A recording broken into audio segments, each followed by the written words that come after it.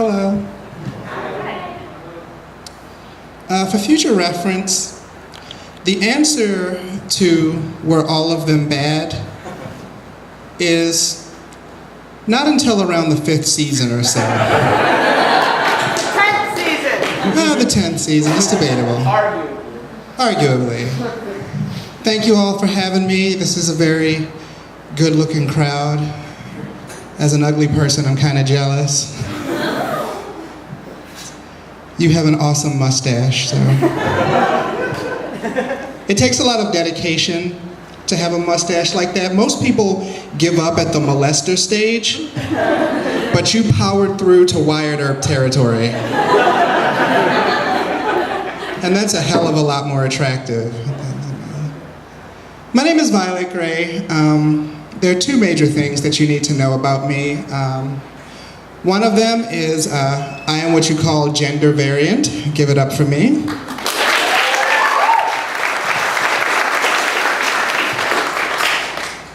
In my younger days, I had fun with it. Like, I would get all dressed up and go to clubs and stuff. And I was at this club one time, and this guy comes up to me, and he's like, got a beer gut and booty shorts, hot.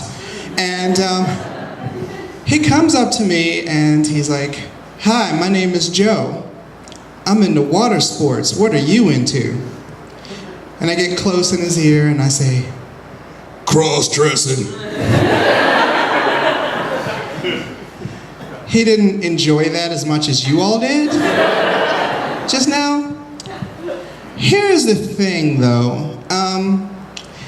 He told me, like, he got upset when I told him that, but he told me that he was into water sports. Does anybody here know what water sports means? Piss. Piss. Someone has an interesting browser history. For those of you who don't know, water sports is sort of code for a urine fetish. So this dude was ready to give me the R. Kelly special, and then I let him know, and he got all indignant like I did something wrong to him. He was like, "You're a what? That's disgusting. I'm gonna go pee on someone else."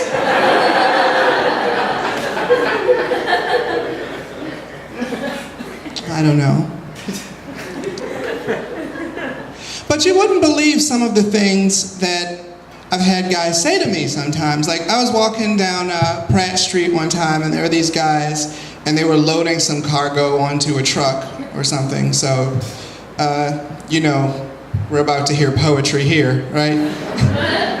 And as I walked by,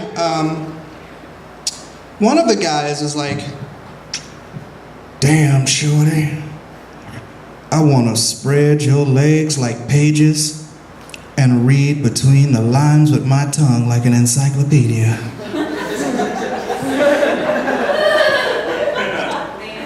So I'm dating now. No, I'm just kidding. But he was like, "I want to spread your legs like pages and read between the lines with my tongue like an encyclopedia." And I was like, "I don't know if this is literature you'd be interested in. Not really an encyclopedia so much as a pop-up book."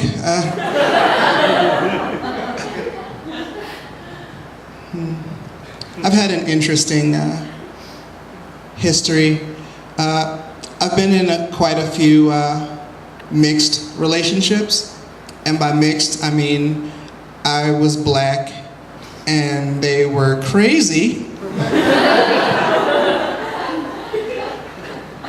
I dated this one girl. She was into like really heavy, brutal, hardcore S&M. And somehow it still didn't work out. But she used to frequent this fetish website called Collar Me. And so one day I took a peek because my curiosity was, you know, what happens on this website. And it was a bunch of bulletin boards, message boards where they discuss things. And they had stuff like, you know, bondage and dominatrixes. I don't know what the plural is, dominatrices, I don't know, or whatever. And right in the middle of it was politics and religion. How can I not click that? I don't know what I was expecting to find. Like, you know, ISIS has been very naughty. I don't know. But what I found was calm, rational, well thought out, extremely intelligent dialogue on just about every political issue. And I ended up frequenting this website more than she did for the political insight. Like, I'll give you an example. Like, they were having things like, there was one on immigration, and someone was like, well, one aspect of the immigration debate that people don't nearly focus on enough is the monetary incentive that some people have to deny these people citizenship status, because otherwise they would have to pay the minimum wage instead of below that. And I was like, damn, that's a good point, Step on My Balls 43.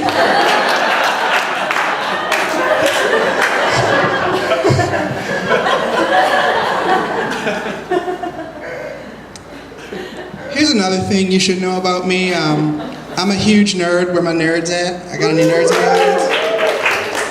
Yeah. What is your particular nerdery, ma'am? Oh, I like Buffy a lot. Oh yeah, Joss Whedon. Hell yeah. I just came back from the Baltimore Science Fiction Fantasy Convention, and I don't know how many single ladies there are in the audience. But if you want a man who will get into a seriously angry argument about whether elf chicks are hotter than anime chicks... Elf chicks. We'll talk after the show, because it depends on whether you're talking about dark elven or high... Never mind. Anyway, I'm a huge nerd, which is interesting because, like, a lot of the times I'm still at the point where I still sometimes present as male, and like, I get profiled a lot. Like, I was walking to the light rail one time, and in guy mode, and like, this old, decrepit, antique, pre-Jurassic white lady sees me coming off the train, and she grabs her purse and runs across the parking lot like I was gonna rob her. I was like, damn, how does she know? Okay, of course I'm joking about that part, but like, first of all, who gets robbed by somebody with glasses on? That is a handy. Give me your money. Give me them glasses. If 1/8 inch of plastic is the only thing that separates you and total blindness, you can't be gangster. I'm sorry. You just can't. But I was always getting profiled. Like, I was waiting for the bus to go up to Towson one time, and these two cops, they came up to me and they're like, we need to search you because you fit a description. Somebody had robbed the gas station that used to be on York and Cold Spring, and they were looking specifically for a black man with legs. And just by coincidence, I happen to have my legs on at the time. It's like the same color and everything, right? And so they're searching my bag because they're looking for something that says criminal, like a gun or a ski mask or like an NFL contract. Something that says criminal. What they found was the Dungeons and Dragons Player's Handbook, Monster Manual, and Dungeon Master's Guide. No bullshit. He zips the bag back up, turns to his partner and goes, yeah, it ain't his ass.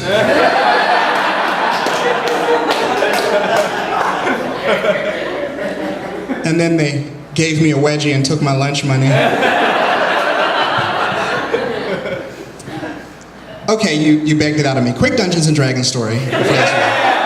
Okay, so I used to work at an auto parts warehouse, and like, I was the only nerd there. It was like me and like 10 scary goon dudes. These 10 scary goons. I don't know why 10 goons were working at an auto parts warehouse. I don't know if they were trying to steal a car in installments or what, but one day I brought my D&D my D&D books because, you know, that's how you make friends with scary people.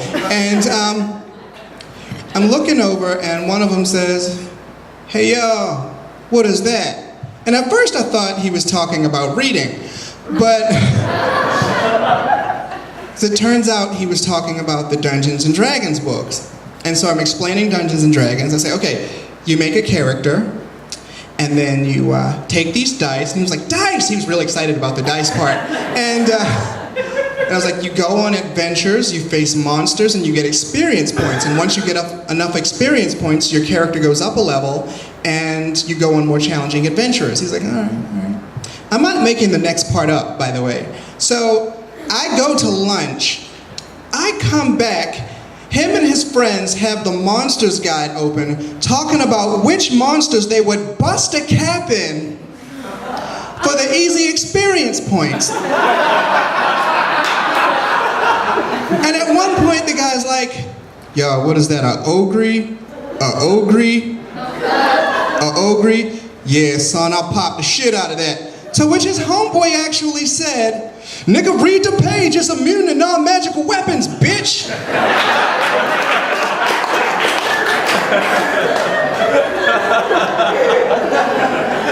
So that guy's our wizard now, and I know talent when I see it. So, okay, 2 more things and I'll let you get out. I want to thank you all for being somewhat of a cool audience and being willing to laugh at stuff, even if it's a little bit un-PC, because there's nothing wrong with being PC. You're just being considerate of people who are different from you. There's nothing wrong with it. I just don't want it to get to a point where everybody's afraid to speak their mind and say everything out because they're afraid of offending everyone. It's like, yeah, it's gotten to the point now where, like, if you're having an argument with your friend who happens to be handicapped and they say something and set themselves up for the perfect handicap-related retort, you can't say it because it's too un-PC. Like, okay, I had a girl wearing an eye patch tell me she never wanted to see me again. Now,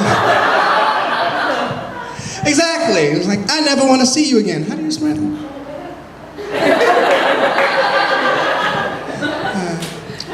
You all thought that was way funnier than her lawyer did. All right, so far we've learned that I play D&D, I go to fantasy conventions, but none of that is actually the nerdiest thing I do. I am what you call a LARPer. Does anybody know? A few people know what LARP is. Is that your girlfriend? And you know what LARP is, interesting. For those of you who don't know, LARP stands for Live Action Roleplay Gaming. It's people who actually get dressed up in costume and hit each other with fake swords. It's like a bunch of people were playing Dungeons and Dragons and then they went, whoa, getting way too much attention from women doing this. And so that's what we do. This was very difficult to explain to my mother, who incidentally is also black. She was like, you're in your 30s and you're leaving the house in a cape. Are you on drugs? And I was like, first of all, I don't think crackheads wear capes. And second, I was like, no, it's fun, you know, we go out and we have fun and, you know, it's like paintball taken back a couple centuries. And she was like, yeah, listen, we have family coming over, so if anybody asks, could you just tell them you're on drugs? Because that is less embarrassing than what you just said. So I told that joke at a comedy club one time, and afterwards this guy comes up to me and he says, you know it wasn't no black people around that historical time period, right? And I was like, really? The one with dragons and wizards, that historical time period?